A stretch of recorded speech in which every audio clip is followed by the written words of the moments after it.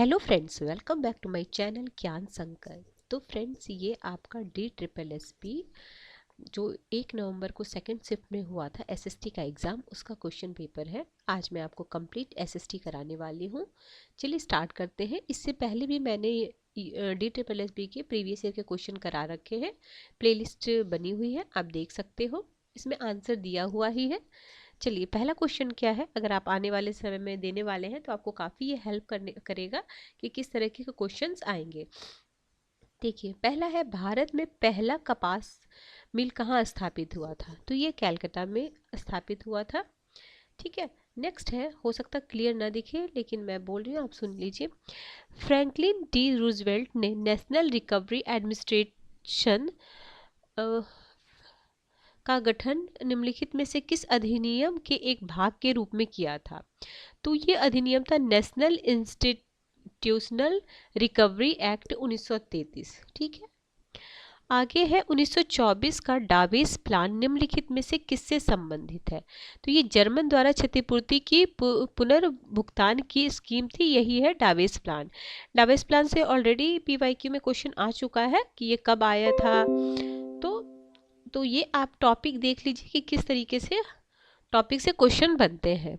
आगे है, नील की खेती के विरुद्ध किए गए चंपारण आंदोलन जो 1916 का उद्देश्य किस व्यवस्था के विरुद्ध मुद्दा उठाना था? तो ये तिनकठिया व्यवस्था के विरुद्ध मुद्दा उठाना था।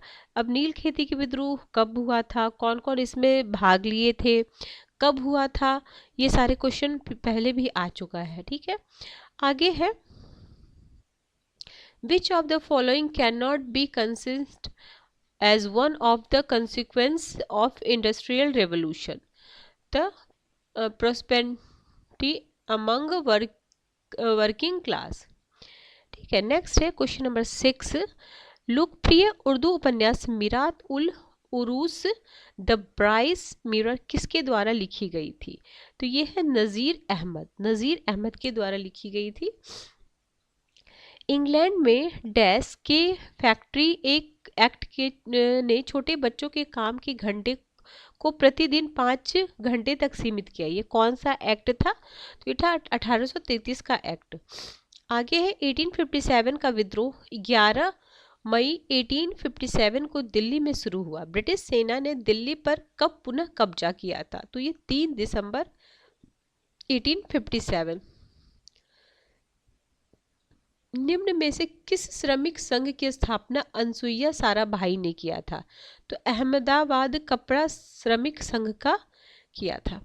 आगे, बीडी सावरकर की the Indian war of independence 1909 में प्रकाशित हुई, कहाँ हुई थी? तो लंदन में। कई बार ये डेट पूछा गया कि कब प्रकाशित हुई, किस बुक का, पहले बुक भी पूछा गया है, ये किसकी बुक है, कब प्रकाशित हुई। अब ये पूछा गया कि कहाँ पे प्रकाशित किया गया, तो ये लंदन में प्रकाशित किया गया था। जेम्स वॉट ने भाप इंजन में सुधार किस वर्ष किया था? 1769 में। आगे है, भारतीय राष्ट्रीय कांग्रेस के गठन का सेफ्टी वाल्व सिद्धांत ए.ओ. ह्यूम की जीवनी पर आधारित था, जिसमें लेखक ने भारतीय जनता में व्याप्त असंतोष के संबंध में 7 गुप्त खंडों का उल्लेख किया था। ए.ओ. ह्यूम की जीवनकार कौन थे? तो विलियम बेंडरवर्न्स थे। ठीक है, विलियम बेंडरवर्न। आगे है, 1854 में प्रकाशित उपन्यास हाई टाइम के लेखक कौन थे? ये सब बिल्कुल नया क्वेश्चन था, ये कभी पूछा नहीं गया था। 1854 में प्रकाशित उपन्यास हाई टाइम्स के लेखक कौन थे, जो 19वीं शताब्दी के मध्य में इंग्लैंड औद्योगिक शहर की भयावह वास्तविकता को दर्शाता है? तो ये चार्ल्स डिकेंस। अगला है, निम्नलिखित में से कौन सा किसान विद्रोह है? तो देखिए, अरब विद्रोह नहीं, क्यूबा नहीं है, तो ताइपिंग विद्रोह। आगे है, फ्रांस में आर्थिक संकट का मुख्य कारण क्या था जिसके कारण क्रांति हुई? कराधान में असमानता, वहाँ हर वर्ग के लिए अलग मतलब कराधान था, उसी के कारण हुआ था। आगे है, दिल्ली में 1857 के विद्रोह की स्मृति में बनाई गई आधिकारिक स्मारक का नाम क्या था? और जो उत्तरी दिल्ली रिज में स्थित और जिसे 1863 में निर्मित किया गया था, तो म्यूटीन मेमोरियल है। Option number B is the right answer. आगे है, न्यू डील पॉलिसी के एक भाग के रूप में राष्ट्रपति फ्रैंकलिन डी रूजवेल्ट ने कई अधिनियम पारित करने में सहायता की और वैगनर अधिनियम 1935 उनमें से एक था। निम्न में से किससे संबंधित है? तो श्रमिक संघ से संबंधित है। आगे, कौन सा उद्योग औद्योगिक क्रांति के दौरान सबसे पहले मशीनीकृत होने वाले उद्योगों में से एक था? तो वस्त्र उद्योग। आगे है, सुरक्षावाद सिद्धांत का संबंध, तो भारतीय राष्ट्रीय कांग्रेस का गठन। आगे, 1789 की फ्रांसीसी क्रांति के पूर्व संध्या पर फ्रांस की प्राचीन शासन व्यवस्था विशेषतः किस प्रकार का राजतंत्र था? तो निरंकुश राजतंत्र था। भारतीय राष्ट्रवाद के इतिहास के संदर्भ में ब्लिंक्ड हिस्टोरियोग्राफी शब्द का प्रयोग किसके द्वारा किया गया था? तो रंजीत गुहा के द्वारा किया गया था। आगे, निम्नलिखित में से कौन 1932 में सांप्रदायिक परिनिर्णय के तहत पृथक निर्वाचन क्षेत्र के हकदार नहीं थे? तो बौद्ध। आगे है, भूपृष्ठ पर कितनी प्रमुख टेक्टोनिक प्लेट है? तो 7 टेक्टोनिक प्लेट है। इजी क्वेश्चन था ये तो। आगे है, आत्मनिर्णय का अधिकार जो विशेष रूप से 1917 की बोल्शेविक क्रांति के बाद अंतर्राष्ट्रीय कम्युनिस्ट आंदोलन का हिस्सा बन गया का शाब्दिक अर्थ था? तो उपनिवेशों का औपनिवेशिक शासन के से स्वयं को मुक्त करने का अधिकार। ऑप्शन पहला। आगे, निम्न में से किसने 1857 के विद्रोह के दौरान बनारस में विद्रोह का दमन किया? तो कर्नल नील। ठीक है। आगे है, ऊष्मा और दाब के कारण मौजूद सेल का रूपांतरण किस प्रकार के सेल में होता है? तो कायांतरित सेल। आगे, निम्न में कौन सा कथन समाजवाद के बारे में सत्य नहीं है? तो समाजवाद ने श्रमिक वर्ग को की एकता का प्रचार नहीं किया। अगर नहीं उन्होंने किया, यही गलत है।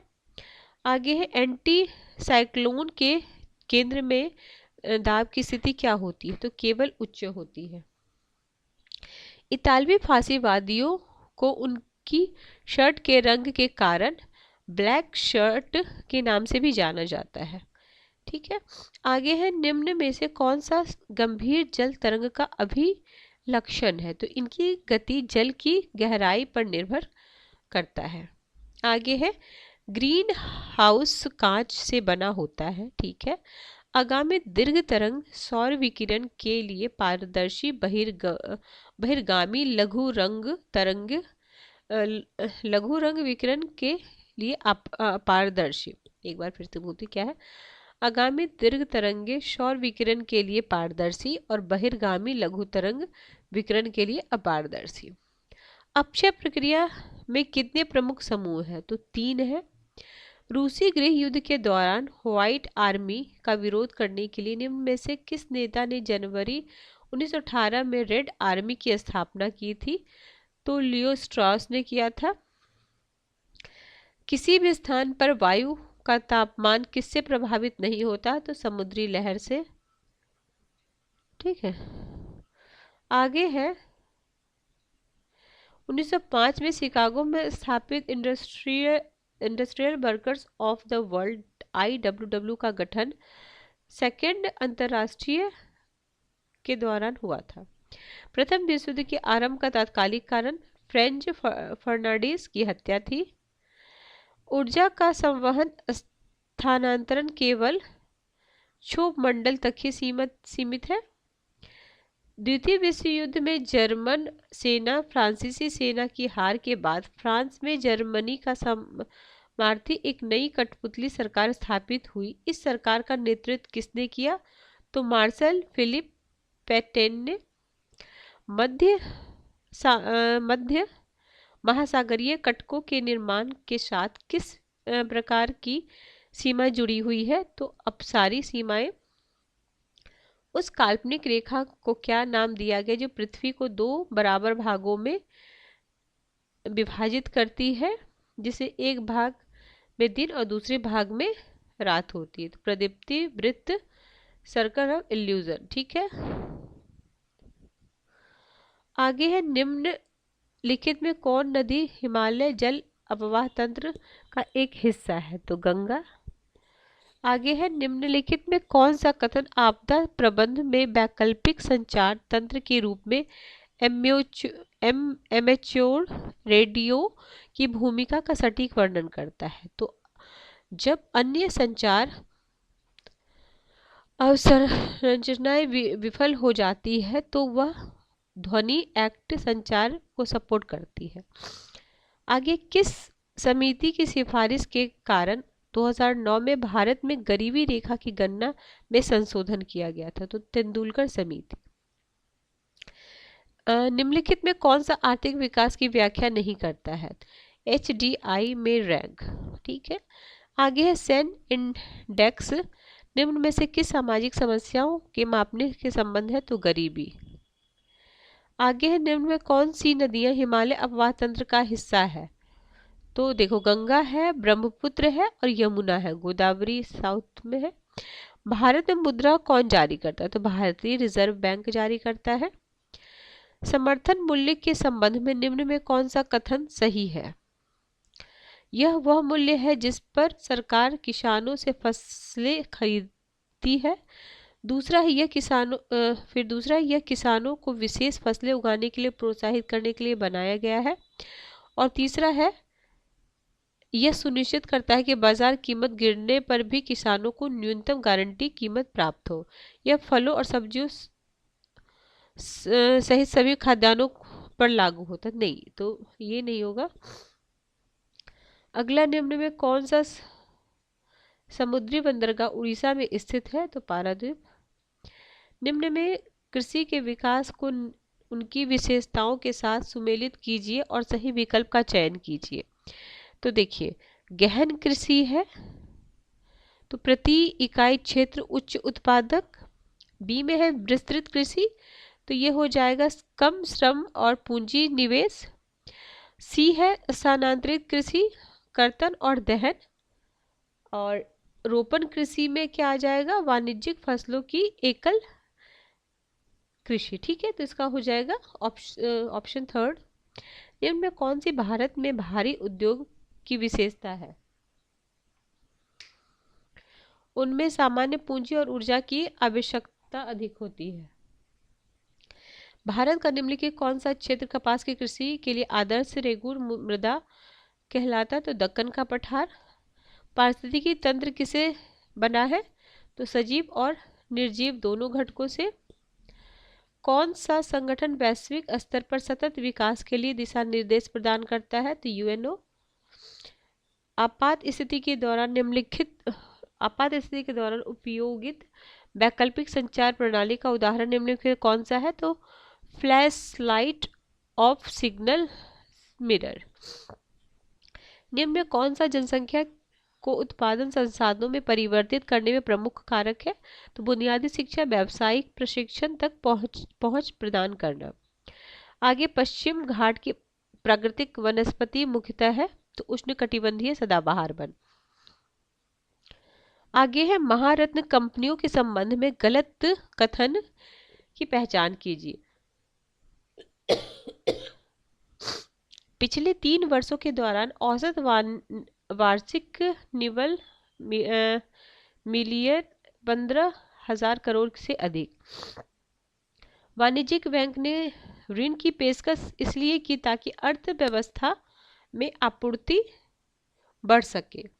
आगे यह वह कंपनी उद्योग जिसमें संयंत्र तथा मशीन की स्थायी परिसंपत्ति में 1 करोड़ रुपए से अधिक निवेश नहीं हो सकता उन्हें लघु उद्योग कहा जाता है।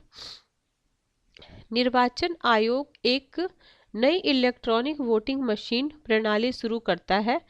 एक मतदाता के रूप में आपका क्या दृष्टिकोण होना चाहिए? तो यह जनता की ईवीएम किस प्रकार कार्य करती है ताकि यह सुनिश्चित हो सके कि आपका वोट सही तरीके से डाला गया है या नहीं। आगे निम्नलिखित में कौन सा प्रदेश बहुसांस्कृतिक समाज में लोकतंत्र और विविधता में सफल प्रबंध का सर्वोत्तम वर्णन है? तो विभिन्न सजातीय समूहों के राजनीतिक नेताओं के निर्णय लेने की प्रक्रिया में भाग लेने के लिए समान मंच प्रदान किए जाते हैं। आगे लोकतंत्र के संबंध में कौन सा कथन सत्य है? तो लोकतंत्र मानव अधिकार की सुरक्षा की गारंटी देता है। एक कार्यशील लोकतंत्र निम्नलिखित में से किसकी सफलता का संकेत माना जा सकता है? तो ये सरकार के बीच सत्ता का शांतिपूर्ण संक्रमण। निम्न में कौन सा स्थानीय सरकार का कार्य है? तो सार्वजनिक स्वास्थ्य और स्वच्छ अनुरक्षण। संविधान केंद्र सरकार तथा क्षेत्रीय सरकार के बीच शक्ति सभाजन को अनिवार्य बनाता है। क्षेत्रीय सरकार को शिक्षा तथा स्वास्थ्य का नियंत्रण दिया जाता है, जबकि केंद्र सरकार रक्षा और विदेश नीति पर नियंत्रण बनाए रखती है। किस प्रकार की शक्ति सहभाजन व्यवस्था का उदाहरण है? तो ऊर्ध्वाधर शक्ति सहभाजन। आगे है एक राष्ट्रीय सरकार पूरे देश में पर्यावरण मानकों को नियमित करने वाला एक कानून पारित करती है। हालांकि एक राज्य सरकार का तर्क है कि वह कानून संविधान में निर्धारित अपनी सीमाओं के भीतर पर्यावरण संबंधी मामलों को विनियमित करने के उसके अधिकार का अतिलंघन करता है। निम्न में कौन सा राज्य के लिए उपयुक्त कानूनी उपचार है? तो राज्य सर्वोत्तम न्याय और राष्ट्रीय कानून को चुनौती दे सकता है ताकि यह निर्धारित किया जा सके कि क्या यह राज्य की शक्ति का उल्लंघन करता है। आगे है निम्नलिखित में से कौन सा विकल्प लोकतंत्र और सामाजिक उल्लंघन के बीच संबंध और सर्वोत्तम रूप से विकसित करता है? तो ये लोकतंत्र सामाजिक विविधता पर शांति वार्ता के लिए एक मंच प्रदान करता है। आगे अत्यधिक विभाजित समाजों में लिसफर्ट के शक्ति सहभाजन संसंघीय मॉडल की सामान्य समालोचना क्या है? तो यह अभिजात वर्ग के सहयोग पर निर्भर करता है जो आधारभूत हितों को प्रतिबिंबित नहीं कर सकता। आगे निम्न में कौन सा अत्यंत वितरित समाज में सत्ता की साझेदारी का कारण है? तो हाशिए पर पड़े समूहों के शासन में हिस्सा देना। एक समाज जिसमें समान प्रकार के लोग जो हों, विशेषतः जहां कोई महत्वपूर्ण मानव जातीय विभेदन न हो, उसे किस रूप में जाना जाता है? तो सजातीय समाज। भारत का संविधान डैश भारत में मतदाता सूची अधिरक्षण निर्देश नियंत्रण चुनाव करने के लिए स्वतंत्रता निर्वाचन आयोग का प्रावधान। तो यह 324। आगे महिलाओं को राजनीतिक रूप से सशक्त बनाने के लिए भारतीय संसद द्वारा नारी शक्ति बंधन पारित किया गया था, तो 2023 में। आगे है भारत में विधान मंडल के स्वतंत्र एवं निष्पक्ष निर्वाचन के लिए निम्नलिखित कौन सा संस्था है? तो भारत का निर्वाचन आयोग। आगे स्थानीय चुनाव में एक उम्मीदवार वोट पाने के लिए मतदाताओं को नगद और उपहार बांट रहा है। एक जिम्मेदार नागरिक होने के नाते आपका क्या कार्य होना चाहिए? तो उम्मीदवार की सूचना निर्वाचन आयोग से या संबंधित अधिकारी को देना। आगे है एक विविधतापूर्ण लोकतंत्र में यह सुनिश्चित करने का सबसे प्रभावी तरीका कौन सा है कि राजनीतिक प्रक्रिया में अल्पसंख्यकों की बातें सुनी जाए? तो यह निर्वाचन पद्धति में अनुपातिक प्रतिनिधित्व लागू करना। आगे है मैच द फॉलोइंग है, सहवर्तनवाद है, असमरूपीय संघवाद है, बहुसंख्यकवाद है, संघवाद है, विकेंद्रीकरण है। तो विकेंद्रीकरण सबसे पहले हम लगाते हैं। तो प्रशासनिक शक्तियों का केंद्र और स्थानीय सरकारों में हस्तांतरण, इसे तो चलो ये तो तीनों में है। फिर है सेकंड में स्टार्टिंग करते हैं, पहला का सहवर्तन, तो ये है निर्णय मॉडल जो बहुविधि समाज में अभिजात वर्गों के सहयोग पर निर्भर करता है। दूसरा है असमरूपीय संघ, तो इसमें हो जाएगा शक्ति वितरण व्यवस्था जो विभिन्न क्षेत्रों में असमान स्वायत्तता प्रदान करता है। तीसरा है बहुसंख्यवाद, तो ये है आपका एक राजनीतिक व्यवस्था जहां अल्पसंख्यक की बजाय बहुमत इच्छा को प्राथमिकता।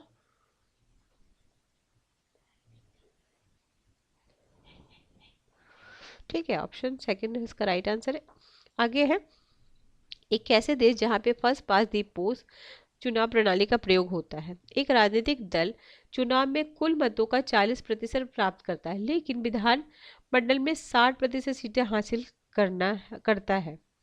एक अन्य दल जो 35% मत प्राप्त करता है उसे केवल 25 सीटें मिलती है। यह स्थिति एफपीटीपी प्रणाली की प्रक्रिया के संबंध में, तो एफपीटी बड़ी पार्टी का अति प्रतिनिधि अभिप्रेत होता है, जबकि छोटी पार्टी का अल्प प्रतिनिधित्व को अभिप्रेरित होता है।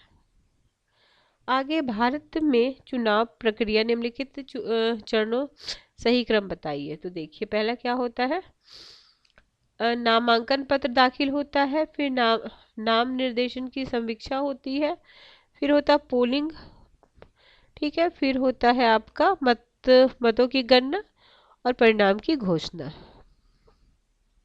लोकतंत्र में संक्रमण करने और फिर लोकतांत्रिक सरकार स्थापित करने वाली चुनौती, आधारभूत चुनौती।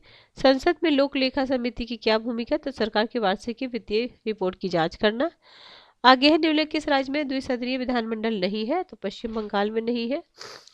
आगे संविधान सभा में प्रस्तुत उद्देश्य प्रस्ताव के बारे में कौन सा कथन सत्य है, तो इसमें भारतीय संविधान के सिद्धांतों का दर्शन परिभाषित किया गया है। निम्न कौन सा संविधान द्वारा नागरिकों को प्रदत्त मौलिक अधिकार है, स्वतंत्रता का अधिकार। आगे है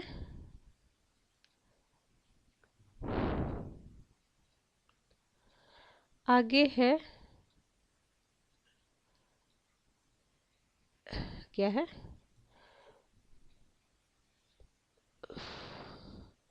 भारतीय संविधान के प्रारूप में के संबंध में निम्न कौन सा कथन सत्य है, तो ये है आपका प्रारूप समिति की अध्यक्षता बी.आर. अम्बेडकर और संविधान सभा पहली बैठक 1946 में, ठीक है।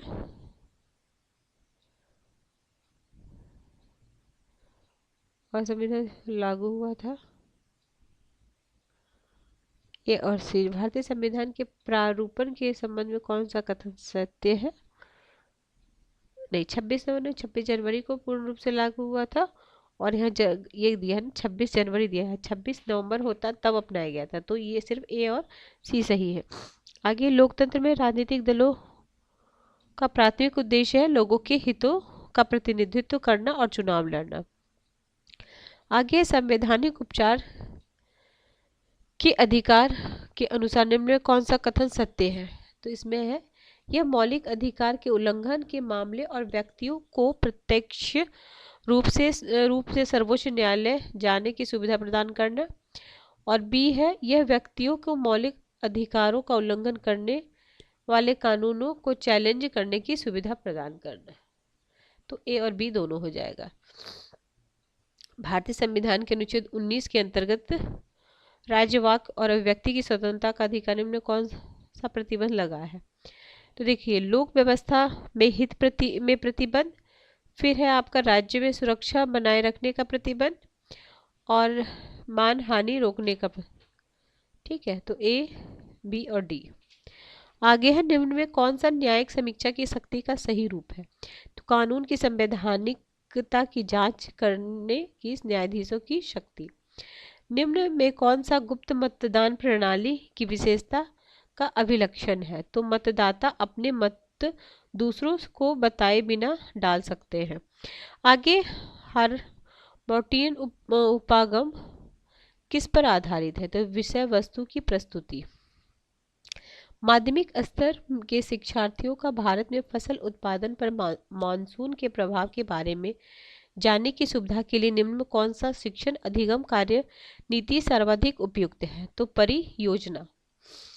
आगे है, नारीवाद ने विज्ञान और सामाजिक विज्ञान सहित गतिविधि के क्षेत्र में अपनी समालोचना का विस्तार किया। निम्नलिखित में कौन सी विज्ञान की नारीवादी समालोचना नहीं है? तो यह मानवीय हितों की पूर्ति के लिए किया गया। आगे, निम्नलिखित में कौन सा पाठ्यचर्या के संबंध में सत्य नहीं है? इनमें अनुसरण किया जाने वाला शिक्षा शास्त्र सम्मिलित होता है, यही वाला सही नहीं है, बाकी क्या सही है? इसमें यह सम्मिलित होता है कि कैसे सीखा। इसमें एक अनुक्रम की व्यवस्था, अध्यापन कार्य प्रणाली सम्मिलित होती है। ठीक है, अगला है, निम्न कौन सा रचनावाद का एक प्रकार है? तो रेडिकल। ठीक है, डैश व्याख्यान के ज्ञान के निर्माण की प्रक्रिया पर ध्यान केंद्रित करने वाला शैक्षणिक अभ्यास नहीं माना जाएगा। तो थिंक पेयर शेयर होगा, विमर्श डायरी, और ये व्याख्यान नहीं होगा। अगला है क्वेश्चन नंबर 7, गांधी ने एक विकेंद्रीकृत शिक्षा प्रणाली पर बल दिया जिसमें अंग्रेजी शिक्षा की तुलना में बहुभाषीय शिक्षा को प्राथमिकता दी गई। तो यह है अंग्रेजी के स्थान पर हिंदुस्तानी भाषा का उपयोग किया जाना। आगे है, ये टीचिंग मेथोडोलॉजी में 10 क्वेश्चन आते हैं, उसी का है ये।